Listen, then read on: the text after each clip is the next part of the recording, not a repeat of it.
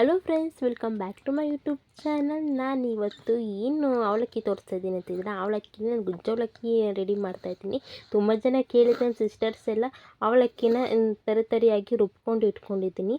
ಆಮೇಲೆ ಹುಣ್ಸೆಹಣ್ಣು ಒಂದು ಸ್ವಲ್ಪ ಹುಣ್ಸೆಹಣ್ಣು ನೆನೆ ಹಾಕಿದ್ದೀನಿ. ಅದನ್ನು ಚೆನ್ನಾಗಿ ಕಿವುಚ್ತಾ ಇದ್ದೀನಿ. ಅವಲಕ್ಕಿ ಮಾತ್ರ ಚೆನ್ನಾಗಿ ನೀರೇನು ಹಾಕ್ಬಾರ್ದು, ಡ್ರೈಯಲ್ಲೇ ಚೆನ್ನಾಗಿ ಪುಡಿಯಾಗಿ ಗರಿಯಾಗಿ ತೀರಾ ಸಣ್ಣಗಲ್ಲ ಮೀಡಿಯಮಾಗಿ ಹುರ್ಕೋಬೇಕು.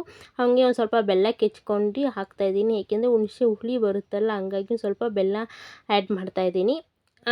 ಇದಕ್ಕೇನಿಲ್ಲ, ಸಿಂಪಲ್ಲಾಗಿ ಮಾಡ್ಕೊಬೋದು. ಅದಕ್ಕೊಂದು ಸ್ವಲ್ಪ ಉಪ್ಪು ಹಾಕಿ ಚೆನ್ನಾಗಿ ನೆನ್ಕೊಳ್ಳಿ ಅಂತ ನಾನು ಇಟ್ಟಿದ್ದೀನಿ. ಅದು ಚೆನ್ನಾಗಿ ನೆನ್ಕೊಂಡ್ಮೇಲೆ ಅದನ್ನು ಹಾಕಿ ಕೈ ಆಡೋದು ಅಷ್ಟೇ. ನೋಡಿ, ನಾನು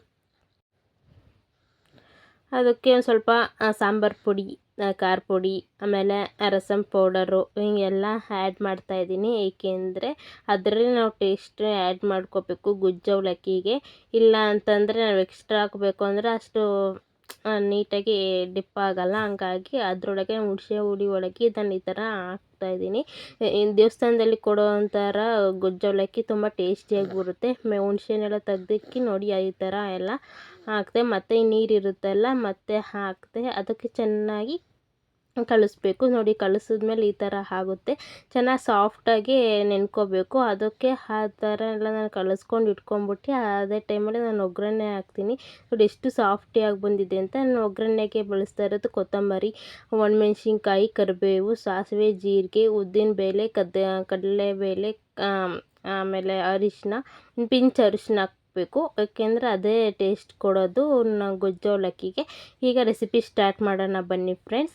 ಫಸ್ಟ್ ಬಂದು ನಾನು ಎಣ್ಣೆ ಹಾಕ್ತಾಯಿದ್ದೀನಿ. ಅದಕ್ಕೊಂದು ಸ್ವಲ್ಪ ತುಪ್ಪ ಆ್ಯಡ್ ಮಾಡ್ತೀನಿ. ತುಪ್ಪ ಆ್ಯಡ್ ಮಾಡಿದ್ರೆ ತುಂಬ ಟೇಸ್ಟಿಯಾಗಿ ಬರುತ್ತೆ. ಏಕೆಂದರೆ ಒಂಥರ ಸಾಫ್ಟ್ ಆ್ಯಂಡ್ ಡೆಲಿಕೇಸಿಯಾಗಿ ಬರುತ್ತೆ. ಹಂಗಾಗಿ ಅದಕ್ಕೊಂದು ಎಣ್ಣೆ ಕಾಯ್ದ ನಂತರ ಸಾಸಿವೆ ಹಾಕ್ತಾಯಿದ್ದೀನಿ. ಸಾಸಿವೆ, ಜೀರಿಗೆ, ಕಡಲೆಬೇಳೆ, ಕರಿಬೇವು.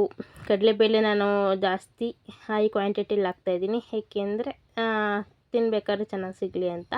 ಉದ್ದಿನಬೇಳೆ ಹಾಕ್ತಾಯಿದ್ದೀನಿ. ಉದ್ದಿನಬೇಳೆ ತುಂಬಾ ಟೇಸ್ಟ್ ಕೊಡುತ್ತೆ. ಒಗ್ಗರಣೆಗಳಿಗೆ ನಾನು ಆಲ್ಮೋಸ್ಟ್ ಎಲ್ಲದಕ್ಕೂ ಯೂಸ್ ಮಾಡ್ತೀನಿ. ನೀವು ಯೂಸ್ ಮಾಡಿ, ಒಂಥರ ಫ್ಲೇವರೇ ಚೇಂಜ್ ಆಗುತ್ತೆ ಆ್ಯಕ್ಚುಲಿ. ನೆಕ್ಸ್ಟ್ ಕರಿಬೇವು, ಒಣಮೆಣ್ಸಿನ್ಕಾಯಿ, ಕಡಲೆ ಬೀಜನ ಅಷ್ಟೇ ನಾನು ತುಂಬ ಹಾಕ್ತಾಯಿದ್ದೀನಿ. ಏಕೆಂದರೆ ನಮ್ಮಲ್ಲಿ ಕಡಲೆಬೇಳೆ ಅವೆಲ್ಲ ತುಂಬ ಜನ ಇಷ್ಟಪಡ್ತಾರೆ. ತುಂಬ ಸಲ ಇಷ್ಟಪಡ್ತಾರೆ. ಹಂಗಾಗಿ ನಾನು ಅವೆರಡು ಕ್ವಾಂಟಿಟಿ ಜಾಸ್ತಿನೇ ಮಾಡ್ತೀನಿ. ನಾನು ಯಾವುದೇ ಟಿಫನ್ಗಾಗಿರ್ಬೋದು, ಚಿತ್ರಾನ್ನ ಆಗಿರ್ಬೋದು, ಎಲ್ಲದಕ್ಕೂ.